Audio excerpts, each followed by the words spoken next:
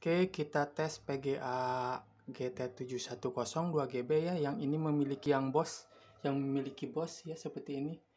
Kita tes Resident Evil dengan resolusi di bawah HD, dengan resolusi scaling dan rendering method semuanya medium ya.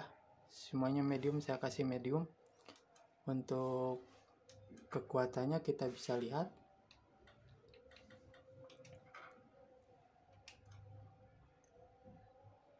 Untuk kekuatannya bisa kita lihat, PGA ini lumayan kuat untuk Resident Evil 7 ya, mendapatkan 30 fps dengan stabil dan nyaman. Ini di atas R5 240 yang 1GB, karena R5 itu agak ada ada ngedrop ya ke 25 kebanyakan, tapi ini kuat, ini bagus sekali.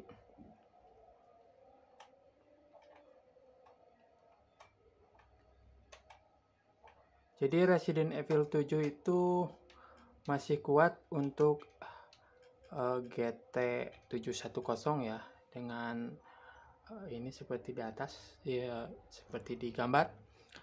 Ininya normal, tekstur filternya medium, ininya medium, tekstur quality medium, dan untuk jangan lupa untuk shadownya di very low ya, soalnya ini tidak memiliki shader yang begitu tajam.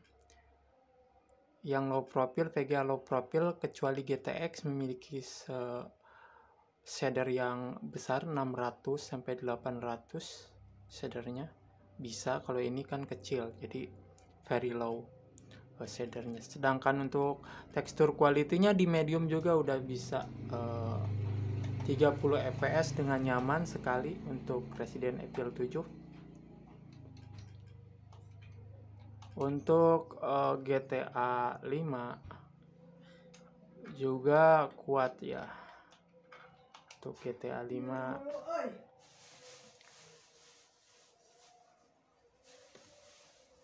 untuk PES 2017 juga kuat di high. Kita tes GTA 5.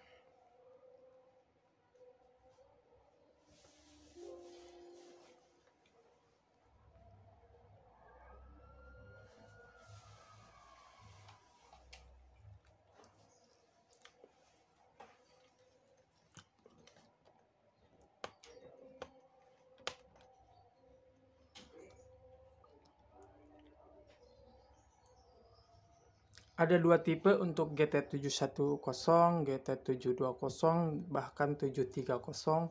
Ada yang tidak memiliki BOS, dalam arti kebanyakan itu adanya di 128 bit biasanya yang tidak memiliki BOS itu. Dan rata-rata yang 64 bit rata-rata memiliki BOS. Dan BOS itu sangat bagus untuk game ya. Jadi menurut saya GT710, GT720, GT730 yang berjalan di 64 bit yang memiliki BOS itu lebih bagus daripada yang 128 bit, karena 128 bit itu tidak memiliki BOS, dan untuk memory clocknya di bawah 900 atau di bawah 800 kayaknya kebanyakan ya. Dan untuk 64 bit itu kelebihannya hemat daya, bisa dipakai oleh PSU yang 450 watt standar atau 380 watt standar. Cuman kalau untuk rendering ke game, usahakan PSU-nya yang full, yaitu PSU power, yang kekuatannya bisa menguras semua komponen komputer dengan stabil, tidak low power atau tidak kurang power yang mengakibatkan overheat ya. Ini saya pakai resolusi biasa 664 ini sudah bagus di TV 32 inch, udah enak, resolusinya besar juga. Untuk ini standar ya, normal semuanya, nggak ada yang di high-kan. Kita lihat fps nya doang. Untuk fps bisa dilihat 56, 57. Untuk fps lumayan besar. Ini fps-nya bagus, lumayan, berarti bisa di high ya. Mungkin bisa di high. fps-nya ini lumayan ya, besar. fps-nya 57, 56. Lumayan segini. Paling mentok 40 fps lah. Coba kita ke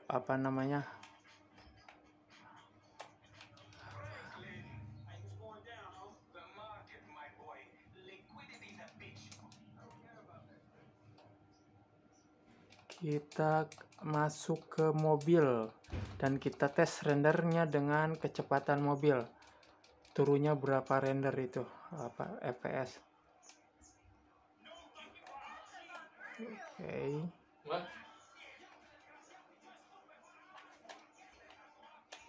Kita tes render di mobil. Ya, enggak jauh, 40-an lah. Kurang lebih 40-an kalau di render di mobil. Ya, ini cukup baik. PGA GT 710 2GB. fps-nya sungguh baik. Ini di TV 32 inch. Oke. Untuk PES 2017 juga udah bagus ya. Hati-hati karena PGA GT itu tidak semuanya sama. Misalkan ada yang jual GT 710 atau 720, 730, itu nggak sama ya GPU jet-nya, ada yang beda-beda, jadi harus dilihat dari GPU jet-nya. Menurut saya untuk game, kalau render ini jelek karena masuknya ke 64 bit ya ini. Ini ya ada BOS.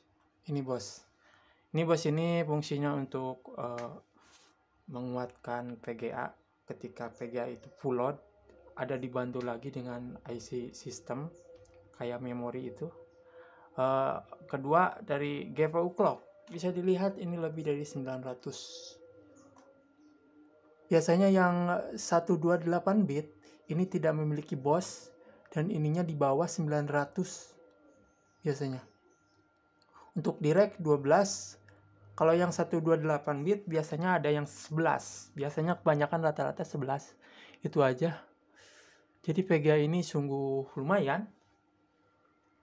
Karena kecil hemat daya tapi kekuatannya ya seperti 1 GB DDR5 kalau menurut saya. Karena PCI Express-nya pun udah tinggi ya, 8x83. Oke, mungkin itu aja untuk GT710 reviewnya. Dan untuk GT710 ini saya katakan sekali lagi ada dua versi yang 64 bit dan versi 18 bit.